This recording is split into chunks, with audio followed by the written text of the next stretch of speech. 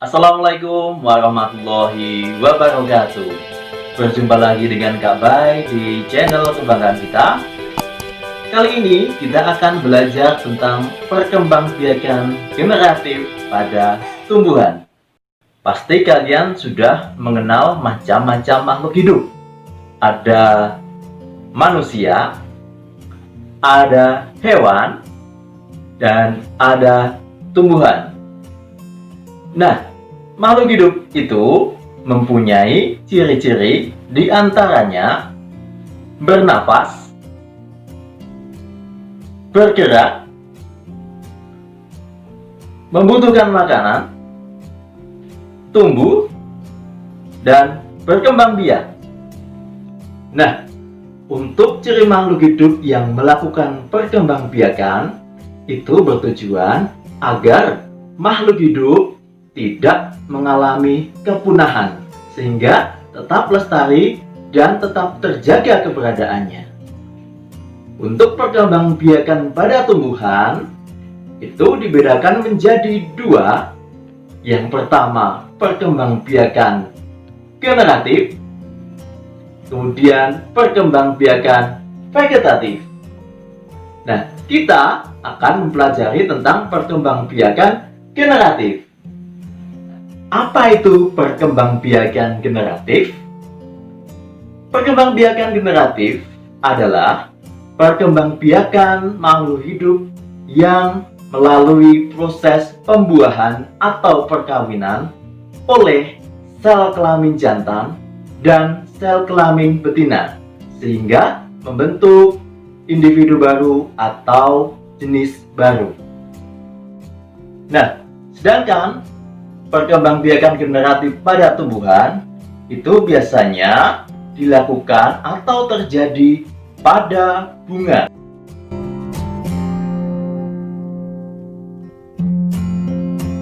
Lalu, bagaimana terjadinya proses pembuahan pada tumbuhan yang terjadi pada bunga?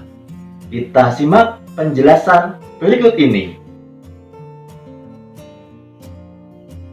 Sebelum kita mempelajari tentang pembuahan atau perkawinan tumbuhan yang terjadi pada bunga, terlebih dahulu kita pelajari bagian-bagian bunga. Yang pertama adalah dasar bunga, kemudian yang kedua adalah kelopak yang sebagai tempat atau penyangga mahkota, kemudian di atasnya ada mahkota, tangkai sari, kepala sari, kepala putik, tangkai putik, dan yang terakhir bakal buah atau bakal biji. Bagian bunga pada umumnya atau secara garis besar dibedakan menjadi dua. Yang pertama adalah kepala putik dan tangkai putik. Ini juga disebut sebagai atau bagian dari putik, yang merupakan alat kelamin betina yang menghasilkan sel kelamin betina atau sering disebut juga sel telur. Bagian yang kedua adalah kepala sari dan tangkai sari. Ini merupakan bagian dari benang sari, di mana benang sari merupakan alat kelamin jantan yang menghasilkan sel kelamin jantan atau sering disebut dengan sel sperma. Setelah kita mempelajari tentang bagian-bagian bunga, berikutnya kita akan mempelajari tentang proses terjadinya pembuahan atau perkawinan pada tumbuhan. Yang pertama diawali dari benang sari yang merupakan alat kelamin jantan akan menuju ke putik yang merupakan alat kelamin betina. Kejadian ini sering dinamakan sebagai penyerbukan. Untuk lebih jelasnya, bisa dilihat di visual berikut ini. Benang sari yang merupakan alat kelamin jantan ada di bagian bawah, dan putik yang merupakan alat kelamin betina ada di bagian atas. Benang sari akan menuju ke putik, kemudian alat kelamin jantan yang merupakan benang sari mengeluarkan sel kelamin jantan, sering juga disebut sebagai sel sperma, sedangkan yang alat kelamin betina atau putik sari akan mengeluarkan sel kelamin betina atau sering disebut sebagai sel telur. Kedua sel kelamin jantan dan betina ini kemudian akan bertemu di bakal biji.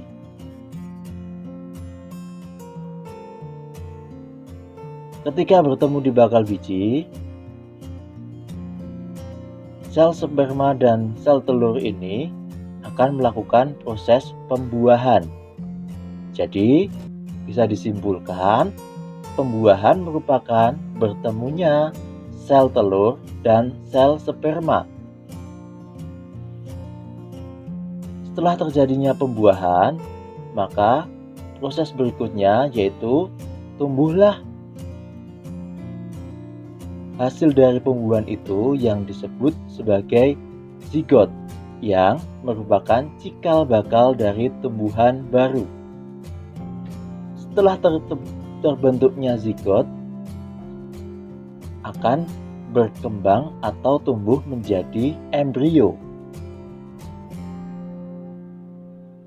Setelah itu, embrio akan tumbuh menjadi buah atau biji. Nah, buah atau biji ini selanjutnya akan jatuh ke tanah. Setelah jatuh ke tanah, maka buah atau biji ini memungkinkan bisa untuk tumbuh dan berkembang menjadi tumbuhan baru. Nah, itu tadi merupakan penjelasan tentang proses pembuahan pada tumbuhan. Nah, sedangkan kita ketahui tadi alat perkembangbiakan pada tumbuhan itu biasanya terletak pada bunga. Bunga itu sendiri dibedakan menjadi dua, yaitu bunga sempurna, bunga tidak sempurna. Apa itu bunga sempurna dan bunga tidak sempurna? Penjelasannya adalah seperti berikut ini. Bunga sempurna adalah bunga yang memiliki dua alat kelamin jantan dan betina. Jadi, alat kelamin jantan dan betina terletak pada satu bunga sekaligus. Contohnya adalah bunga sepatu. Selanjutnya, bunga tidak sempurna adalah bunga yang hanya memiliki satu alat kelamin, baik jantan atau alat kelamin betina, sehingga dalam satu bunga hanya mempunyai satu alat kelamin saja. Kita lihat di gambar seperti pada tanaman jagung. Benang sari sebagai alat kelamin jantan ada di bagian atas, sedangkan putik yang merupakan kelamin betina ada di bagian bawah. Nah, sedangkan pembuahan atau perkawinan pada tumbuhan berdasarkan letak atau asal alat kelamin jantan dan alat kelamin betinanya dibedakan menjadi 4. Yang pertama adalah perkawinan secara sendiri atau mandiri. Kemudian yang kedua perkawinan silang. Yang ketiga perkawinan tetangga. Kemudian yang keempat perkawinan bester. Jenis perkawinan atau penyerbukan. Yang pertama adalah penyerbukan atau perkawinan sendiri atau sering disebut juga sebagai penyerbukan mandiri, merupakan penyerbukan atau perkawinan di mana alat kelamin jantan dan betina berasal dari satu bunga. Yang kedua, penyerbukan atau perkawinan tetangga, yang merupakan penyerbukan atau perkawinan di mana alat kelamin jantan dan betina berasal dari bunga berbeda tetapi masih dalam satu pohon. Yang ketiga adalah penyerbukan atau perkawinan silang, merupakan penyerbukan atau perkawinan di mana alat kelamin jantan dan betina berasal dari bunga yang sejenis tetapi berbeda pohonnya. Yang keempat adalah penyerbukan atau perkawinan bastar, merupakan penyerbukan atau perkawinan di mana alat kelamin jantan dan alat kelamin betina berasal dari bunga yang berbeda dan dari pohon yang berbeda jenis.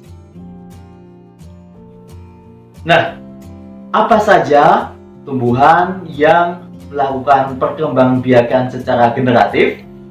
Kita simak contoh-contohnya.